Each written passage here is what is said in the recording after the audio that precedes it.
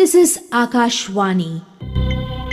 Radioscope, the National Science Magazine program. Good evening, dear listeners. A very warm welcome to the December edition of National Science Magazine program. We'll delve into the latest scientific advancements and hear from renowned scientists exploring the impact of science on our daily lives. Let's embark on the scientific adventure together. We start the program with the Science Roundup for the year. The year 2024 was full of exciting developments in the field of science, but we will be able to pick up only a few of them as we start with January 2024 that saw Japan becoming the fifth country to achieve a soft landing on the moon with its SLIM mission on 19th of January. On 29th January, Elon Musk's startup Neuralink implants their first microchip into a human brain. 8th of February, Google renamed AI chatbot Bard to Gemini and made it available on the mobile. On 12th August, liquid water was confirmed to be present at depths of 10 to 20 kilometers below the surface of Mars, based on a new analysis of data from NASA's InSight lander. On 16th October 2024, scientists from Taiwan built the world's smallest quantum computer using a single photon. Another important development was made on 17th of October 2024 when neuroscientists discovered that SUMO proteins trigger the reactivation of neural stem cells and allow them to develop and repair the brain. Scientists believe this mechanism could advance the treatment of common neurodegenerative diseases. The Nobel Prize in Physics 2024 was awarded to John J. Hopfield and Geoffrey Hinton for foundational discoveries and inventions that enable machine learning with artificial neural networks. And the Nobel Prize in Chemistry 2024 was awarded with one half to David Baker for computational protein design and the other half jointly to Demis Hassabis and John Jumper for protein structure prediction. The 2024 Nobel Prize in Physiology or Medicine was awarded to Victor Ambrose and Gary Ruvkun for their discovery of microRNA and its role in gene regulation. And a few developments from India. India celebrated its maiden National Space Day on 23rd of August 2024 to commemorate the historical landing of Chandrayaan-3 on the moon with a theme Touching Lives While Touching Moon, India's Space Saga. And Akashvani's prestigious Sardar Patel Memorial Lecture 2024 was delivered by distinguished scientist and chairman ISRO and Space Commission Dr. S. Somnath on Indian Space Odyssey in Search of New Frontiers. The Union Cabinet approved Mission Mausam, which will tremendously boost India's weather and climate-related science, research and services. India's first policy in biotechnology, the Bio-E3, that is Biotechnology for Economy, Environment and Employment policy for fostering high-performance bio-manufacturing was also introduced. We also saw the launch of National Quantum Mission, which will help position India at the forefront of the global quantum technology revolution, reinforcing the country's leadership in the most advanced scientific frontiers. And India also saw the launch of Kisan Kavach, an anti-pesticide bodysuit that has been developed by the BRIC InStem Bangalore in collaboration with CPO Health Private Limited to prevent pesticide-induced toxicity and lethality. Earth, our home, is a marvel of geological diversity. From towering mountain ranges to vast oceanic depths, our planet's topography is a testament to millions of years of tectonic activity. But this very diversity, this dynamic interplay of forces, also makes Earth susceptible to a range of natural calamities. The Andaman and Nicobar Islands, a beautiful archipelago in the Bay of Bengal, are situated in a geologically active region.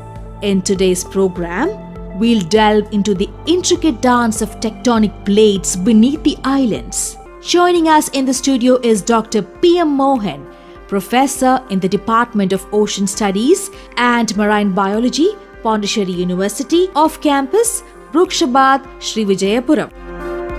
The Andaman and Nicobar Islands are unique in natural beauty and biological and geological marvels. You are well aware that the continents are moving relative to each other. This process is called plate tectonics. The continents available worldwide are placed on a plate-like model and move apart due to their internal movement called convection currents. What is a plate tectonics? You know that the internal part of the earth is a molten liquid with a temperature around 4000 degrees centigrade. Our solid earth is floating like an ice cube floating in a bowl of water on this molten liquid. This solid mass of the earth is called a continent. Depending on the average height of each continent, the solid earth is also submerged at the same level of depth in the molten liquid. Because of these differences in the submergence, the bottom temperature also varied significantly, which in turn makes a temperature difference on the surface of the liquid and core. This temperature variation between the surface and center part of the liquid makes the movement of the liquid at the base of the particular solid mass. Similarly, the neighbor solid mass also has the same movement. Since both these moves in the same direction, that is, whether it moves up or it moves down, the resultant is a solid mass above the surface or moves towards the molten liquid. If the solid mass moves towards the surface, the solid mass breaks and spews the molten materials to fill the gap from the molten liquid. During the process, both the solid masses will be pushed in opposite directions, which we call the movement of the plate or continent. This part of the movement taking place is called the spreading edge of the plate. If the movement goes down to the liquid, solid mass enters the molten liquid and melts down. This part of the movement leads to the destruction of the said plate. This is what we call a subduction zone. This subduction zone goes into a deeper part of the ocean, which is observed at a maximum depth of around 11 km. The plate moves around 3 to 5 cm in a year in any one of the directions. Although the rate appears small, in the long term, it makes a lot of changes to the Earth's surface. The whole Earth has been divided into 8 significant plates. They are Eurasia, the Pacific, India, Australia, North America, South America, Africa, and the Antarctic plates. Over and above, so many small plates occur among these major plates. Why does our country's common man know about this factor? What is the necessity? In India, the plate is moving northwards. Since we are moving towards the northern part, the climatic variables may also greatly affect the lives of the common man. Further, in our country, Andaman and Nicobar Islands have a unique system that matches this problem. The Andaman and Nicobar Islands are microplates in the Bay of Bengal. The eastern margin of the Andaman Sea has a spreading center and the western margin has the Andaman and Nicobar subduction zone. This is a unique system in the world where constructive and destructive margins are available within 1000 km width. This tectonic setup provides constant movement and in results continuous earthquakes in this region. The subduction zone provided a corkscrew type movement for the subduction part of the island part. So the movement towards the internal part of the earth is an prolonged slip. Similarly, the spreading area is also very slow in its progress. Because of this, a fascinating tectonic process is happening in this part of the world. Further, this also provides a seismic hazard, which is also classified as Zone 5. This means that major earthquakes may occur in this part of the land at any time. Over and above, these earthquakes may also have an impact on mainland India coastal areas, such as what happened in the year 2004 mega earthquakes and aftermath tsunami. The Andaman Sea Basin, situated in the eastern part of the island, rises approximately 2000 meters above the ocean floor. This is like a table in a room. The rise of the Andaman Sea Basin from the Bay of Bengal Basin may offer a unique, isolated environment for aquatic life forms. So, in this environment, biota mixing with the other parts of the world oceans was minimal, providing a unique stock of life forms that may have their original characters without any significant changes. If scientists, preferably biologists, study this part of the animals and plants and record their genetic characteristics, it may be highly helpful for future science. The climatic variables will affect this part of the country. It may be able to understand how these animals and plants behave, how much they withstand the brunt of the climatic variables, and how they will be sustained in the future. Further, it may also provide an understanding of the evolution of species in the future. We're grateful to our guest Dr. P.M. Mohan, renowned expert in marine sciences, for sharing his knowledge and insights. As we celebrated International Week of Science, we are honored to host Dr. Kana M. Sureshan, exploring a wide range of topics from cutting-edge discoveries to the challenges faced by scientists today. Our host, Mr. V. Shivakumar, will be delving deep into Dr. Sureshan's groundbreaking research, innovative ideas, and their potential impact on our world.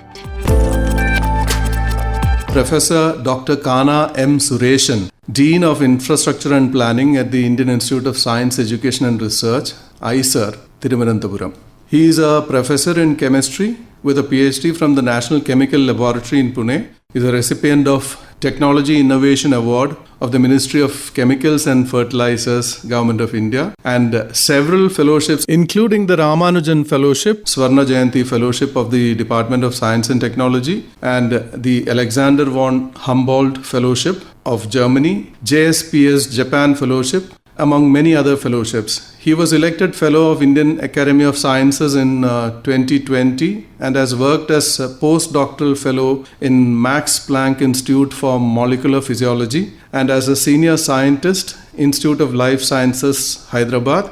He has 8 patents to his name and has published over 125 research papers in various international journals. Welcome, Professor Kana Sureshan. Tell us about your interest in science and how did you overcome the challenges you faced initially when you got into science? I was very much interested in observing things initially when I was a young student. I always had this curiosity how things works and all. Fortunately, I got good marks in plus 2. It was a vocational higher secondary school system. I was the first rank holder in the state. Then I joined BSc Chemistry in Pioneer College in Kannur district. Then again, SN College in Kannur, I did MSc there.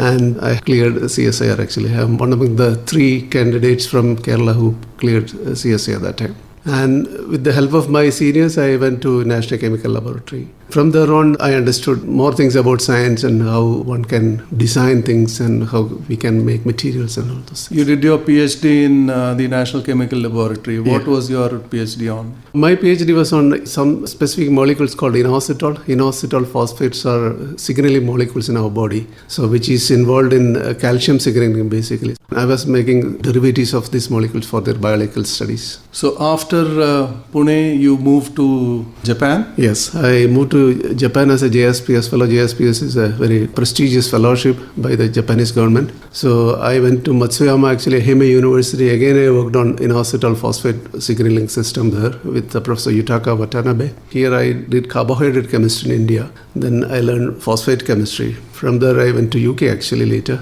Because one Professor Barry Potter from the UK, he came and he met me in a conference in Japan. He said he wanted me there in his group as a research officer. He invited me and I did there some nucleoside chemistry, nucleoside and nucleotides. Then I went to Germany after that as a Humboldt Fellow in Max Planck Institute for Molecular Physiology. It is in Dortmund, where I did chemical biology. So basically using chemicals for addressing biological problems. Then I came back to India. So it was some kind of a multidisciplinary move for you from chemistry then to biology. I am very much interested in biology, especially chemical biology, cellular signal transduction, for example. We wanted to do these things in a big way, but unfortunately we did not get much funding for that initially when I joined IISER. So I have also a parallel scheme in chemistry. So we currently do mainly on supramolecular chemistry, which of course has some relation to biology, but more towards materials. We make materials for various purposes actually.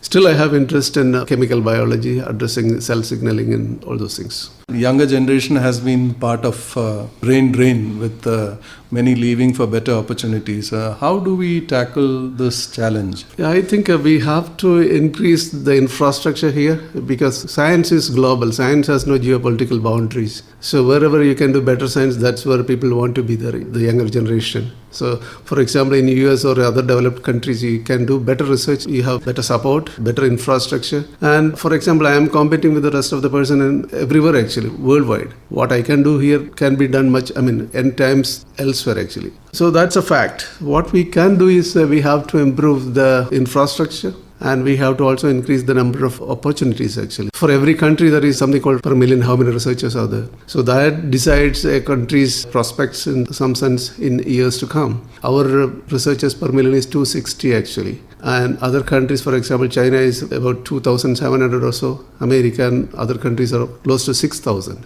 If you're in science, it will take at least a PhD. So it will be almost 30, 35 years by the time you settle. And for the other streams like IT or other engineering, one can settle in 25 or so. So that's why people usually go. And those who are really interested in science only should come. If people want money, we have to increase money in science, even for the salary, I think. Tell us a little more about your areas of interest in science and about the patents you hold and the research you've been doing. Currently, I work on supramolecular chemistry mainly. So in that, we make gels, for example, materials which can separate oil from water. There is a big issue of marine oil spill. Country which has a marine border, there is always a risk actually. Volcanic eruption or a ship collision or something can happen, and also rig accidents can happen, and it can spew tons of crude oil to the sea, which is very bad for the organism and also for the economy, because the current solution is just to burn it away. We cannot get that oil which is in water. So we have developed a material which can absorb only oil from water surface, and by squeezing that we can get the oil out. So we are cleaning the environment and also we are recycling that. So are you putting it to use commercially? I mean, we have done on a very small scale, lab scale. Now our next level is to make it to a larger scale, make larger material, larger sorbent, and try in real sea scenario. That we are currently doing. Also, we work on crystalline polymers. Some of the polymers we have developed are collagen mimic. Collagen is our body's protein which gives the strength for our muscles. Also, we have a lot of collagen in our bones. So if there is a fracture, we can make some material which is mimic of a collagen. So we have made several collagen mimics using our chemistry. Essentially a polymer of peptides. Collagen has 3 amino acids which repeats actually. So proline is one of the major amino acids, then glycine, then other amino acids also. So we have made this monomer using proline, glycine and other amino acids, and we have polymerized that, and we have tested their property as collagen mimic, and we found yes, they are really collagen mimics. Currently we are in collaboration with Sreechitra Thirunal Institute to make a bond replacement using this material. We have published this research. Further work on application is going on. What about IISER as an institute? How has it been doing? What are the key areas where IISER focuses?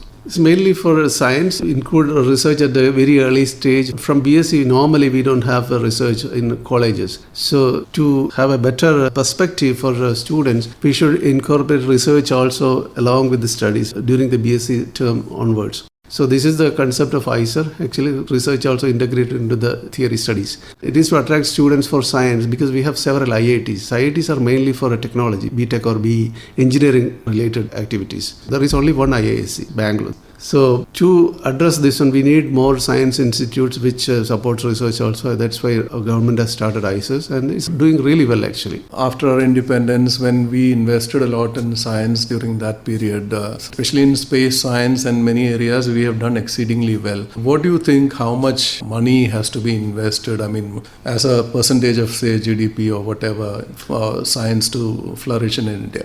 I think at least it has to be 2.5% of GDP would be really good. This is what other countries have done, the highly performing countries in terms of science. We are still at 0.64, which is not that good. We are in our Amrit Kal or demographic dividend period until 2055 or 56, and we started this period in 2005. And this is the time we should have an explosive growth in all fronts, including science.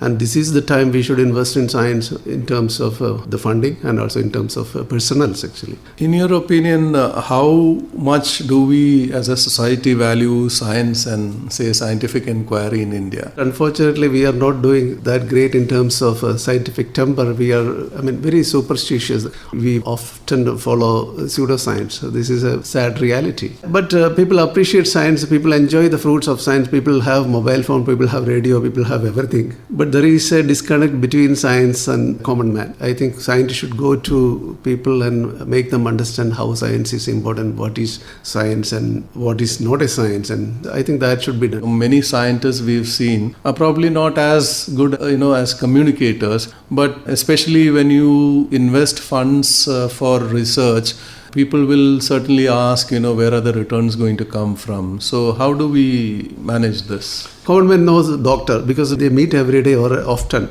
But scientists, they don't know because the product they use through doctor is also a scientist discovery, or the mobile phone they use is also a scientist discovery. But there is a disconnect actually. So the scientists have to go to the lowest level and talk to people. This is the only solution. So it will take time. But we should communicate to the common man and make them understand this. Currently, see, climate change, poverty, population explosion, these are certain problems that societies face. And how can science help solve such problems, which are closely linked to well-being of society? Many researches are happening to protect the environment. Even my own research for the cleaning of oil from water. That is one example. And also many people are working on carbon dioxide fixation to make value-added products like methanol and formic acid, etc. Our agriculture started producing more yield because of fertilizers. People have ammonia discovery through a Haber process. There is nothing other than chemicals in this whole world. There is already a challenge by Royal Society of Chemistry. If someone brings any material which doesn't have a chemical or any chemical constituent, they will give 10 million pounds or so as a prize money. That challenge is going on for years and no one came with any material. We don't live anymore in the caves. Now we have better facility. We don't use bullock cart. We use cars. We started flying. We have better house. 100 years ago, average life expectancy in India was 24 years old. Now in India it is 70 and global average is 73. So last 100 years there is an increase in the life expectancy. That's because of various science actually, especially drugs and medicine, for example. Science is the one which makes us go forward actually. I read that you had a role in synthesizing a drug for TB. Now how did this come about? There was a global challenge to all scientists actually by Global TB Alliance and Rockefeller Foundation developing PA824. PA824 is a known drug actually, so it was synthesized by someone else and they know that it is resistant against even multiple drug resistant TB. So it can be used curing multiple drug resistant TB also. The problem was the synthesis, they started from dinitroimidazole, which is an explosive. So that means you cannot have a large scale synthesis. When you make large scale, this will explode. And also it takes 8 continuous steps and number of steps means the cost also increases. So this foundation wanted to reduce the number of steps and also they did not want to start from dinitroimidazole, which is an explosive. It was only a theoretical challenge and my suggestion was only a theoretical suggestion. So I have suggested a scheme which we started from chloronitroimidazole, which is not an explosive, and we have shown that it can be made in 4 steps. And that is how now it is being made globally, and it is an approved drug. Pritomanid is the name. PA824 is the initial compound name. The other area that you often talk about is click chemistry. What is this? Normal chemistry produces a lot of waste products. This was Sharpless in early 2000. He mooted this idea. There should be some reaction which doesn't make any waste. So this is that kind of chemistry which does not produce any waste material and it doesn't require any harmful solvents. It can react in water. It doesn't require harsh conditions like high temperature. So such a reaction which works under very normal condition without producing any waste. These reactions are generally called click reaction. For making drug molecules, you can use click chemistry to make millions of chemical molecules which can serve as compounds for screening for various drugs actually. For all the listeners of Akashvani, I would like to thank you, Dr. Kana Sureshan, for the enlightening chat. Thank you very much. Thank you. That was Dr. Kana M. Sureshan, a brilliant mind shaping our future. Moving on, scientific research is the backbone of modern medicine. It allows us to understand the human body, the disease that afflict it, and the ways to prevent and treat them. Public health research is essential for addressing global health challenges. We'll be discussing a significant development in the global fight against COVID-19. The World Health Organization and the Sreechitra Thirunal Institute for Medical Sciences and Technology, Thiruvananthapuram, have recently signed a Memorandum of Understanding under the COVID-19 Technology Access Pool CTAP program. Today, we have Dr. Anoop Thekkuveettil, scientist, Sreechitra Thirunal Institute for Medical Sciences and Technology, Thiruvananthapuram, exploring the implications of this partnership, the potential benefits for India and the world, and the role of scientific research in combating future health crises. In 2020 to 22, we have this COVID pandemic, science and technology help in saving human life. Many technologies have been developed during this period, such as early diagnosis of the virus using PCR and lateral flow assays, RNA vaccine, genome profiling of virus to identify the mutations, etc. Unfortunately, these technologies were often confined to countries that could afford them, and many countries were deprived of access to these innovations. During COVID-19 pandemic, World Health Organization initiated a new program called COVID-19 Technology Access Pool. In short, it is called a CTAP program. The aim of these initiatives were to promote equitable access to key medical products through non-exclusive global licensing and technology transfer needed for the production of these innovations, bring down the price of key medical products, and speed up the access to COVID-19 products worldwide through utilization of untapped manufacturing capacities in different areas of the world, and also provide an opportunity to low and medium income countries to produce COVID-19 technologies themselves and making them less dependent on high-income countries. Also, they were planning to have a potential structural solutions for pandemic preparedness because there could be another pandemic in the line, and such emergencies the countries should be able to cope up with. In fact, CTAP was one of the best initiatives of WHO during the pandemic, and all countries were signatories to this noble initiative. WHO was on a lookout for excellent technologies developed by academic institutions so that the know-how can be shared at a faster rate. The technology innovations and basic research at Sreechitra Thirunal Institute focused on development of an affordable health to people. During COVID-19 pandemic, Sreechitra Thirunal Institute for Medical Science and Technology developed two major technologies mainly to diagnose the disease. The first one was the RNA isolation kit, and the second was the multiplex RT-PCR kit. COVID-19 virus is an RNA virus, and RNA isolation kit from Sreechitra Thirunal Institute was developed as a part of an ongoing basic research in the lab. When the COVID-19 pandemic struck the country, there was a severe shortage of RNA isolation kits for PCR test. The institute validated the kit at the National Institute of Virology, and the kit was released in May 2020 at the very early stages of the pandemic in the country. In fact, World Economic Forum listed this kit as one of the most innovative diagnostic strategies developed by India from an academic institution. Multiplex RT-PCR kit was developed to target Delta variant of SARS-CoV-2 virus. The kit was developed targeting one of the least mutated genes in the virus so that the failures of the PCR test can be avoided. Both these kits were validated by ICMR and commercialized in a large scale in the country. WHO in fact approached Sreechitra Thirunal Institute to check whether our developed technologies could be part of their initiative of CTAP. After a series of consultations and approvals from all government ministries, Sreechitra Thirunal Institute and WHO signed an MOU. The official MOU was released on 9th of August 2024 at New Delhi in the presence of Honorable Minister Dr. Jitendra Singh and WHO India representative Dr. Rodrigo Offrin. Sreechitra Thirunal Institute is the only institute in the country WHO has signed an MOU as part of this technology access pool program. WHO has widened the scope of COVID technology access pool now and renamed it as a health technology access pool, making the technology initiative to be broader in implications.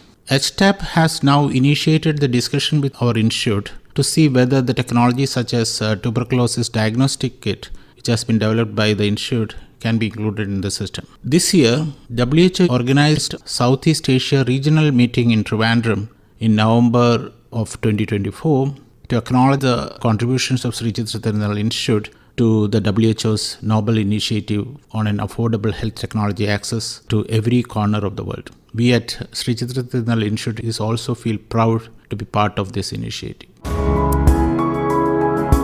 Let's thank Dr. Anoop Thekkuveettil for joining us. As we conclude this program, we hope to have ignited your curiosity and inspired you to explore the wonders of science. Remember, science is not just about facts and figures.